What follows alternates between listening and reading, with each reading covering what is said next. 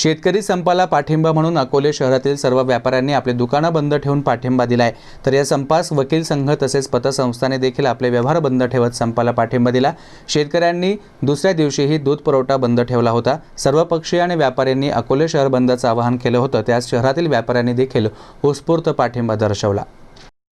शेतकरी संपाचा पहिला दिवस रात्री 12 वाजता साताऱ्यामध्ये 2 वारणा दुधाच्या गाड्या फोडल्या आणि तिथून पुढं संपूर्ण महाराष्ट्रात खऱ्या अर्थानं शेतकरी संपाची आज सुरुवात झाली आणि त्या अनुषंगानं आम्ही शेतकऱ्यांनी आज अकोल्यामध्ये रस्ता रोको करून आणि आमच्या अकोले तालुक्यातील आठवडे बाजार असूनसुद्धा एकाही शेतकऱ्याने एकसुद्धा भाजीची जोडी अकोल्यात न आणता या संपात सहभागी झाली, त्याबद्दल मी आमच्या सर्व शेतकऱ्यांचे सर्वांचे आभार मानतो। आणि यापुढे 10 दिवस असो 15 दिवस असो शेतकऱ्यांनी असा संपाला पाठिंबा देऊन शासनाला आपल्या मागण्यांसाठी मागण्या मान्य करण्यासाठी शासनाला भाग पाडावं अशी मी आशा व्यक्त करतो या निमित्तानं। आणि इथून पुढे शेतकऱ्यांनी अजून तीव्रतेनं हे शेतकरी आंदोलन करावं अशी इच्छा व्यक्त करतो। आणि राज्यातील शेतकरी 1 तारखेपासून संपावरती गेले आहेत।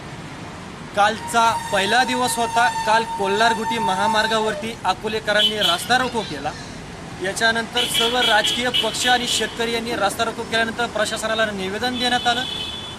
कालचा आठवडे बाजार होता। अकोलेकरांसाठी मोठा बाजार असतो, तो आठवडे बाजार 100% बंद होता। या आठवडे बाजारामध्ये कोणताही शेतकरी वर्ग आपला शेतीमाल घेऊन आला नाही। कोल्हार-गुटी महामार्गावरचा रास्ता रोको संपल्यानंतर शेतकरी आणि सर्व राजकीय पक्ष एकत्र त्यांची बैठक झाली। या बैठकीमध्ये येत्या 5 तारखेला अकोले तहसील कार्यालयामध्ये ताबा मिळवणार आहे। यासाठी 25,000 शेतकरी एकत्र येऊन हा ताबा मिळवणार आहे। आजचा शेतकऱ्यांचा संपाचा दुसरा दिवस आहे। आज संपूर्ण अकोले तालुक्यातील व्यापारी वर्गाने पूर्णपणे शेतकऱ्यांना पाठिंबा देत पूर्ण अकोले आज बंद ठेवलेला आहे।